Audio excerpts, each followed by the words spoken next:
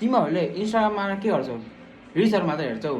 तिमीहरूले रिल्सहरू मात्र हेर्छौ भने तिमीहरूले अहिलेसम्म इन्स्टाग्रामको राम्रोसँग युजै गरेको छैनौ। इन्स्टाग्राममा आएर रिल्सहरू स्क्रोल मात्र गर्ने होइन के। तिमीले जुन एपमा रिल हेर्छौ नि हो त्यही एपले तिमीलाई भन्दैछ कति रिल्स मात्र हेर्छस्। रिल्स चाहिँ हाल्ने पनि गर। त्यही भएर त पोस्ट गर्ने अप्सन आएको। तिमीलाई भिडियो हाल्न यति पनि मन छ भने तिमीले हाल। यो इन्स्टाग्रामको लागि मात्र होइन, युट्युबमा हाल्न मन छ हाल, इन्स्टाग्राममा हाल्न मन छ जेमा हाल्न मन लाग्छ हाल, तर हाल।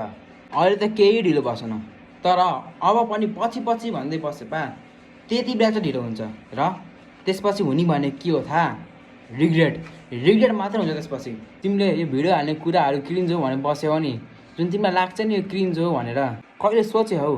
तिम्रो जति नि फेभरेट युट्युबर फेभरेट इन्फ्लुएन्सरहरू छन् नि तिनीहरू पनि यस्तै सोचेर बसेको भए पा के तिनीहरू अहिले जति सक्सेसफुल छन् त्यही सक्सेसफुल हुन्थ्यो होला?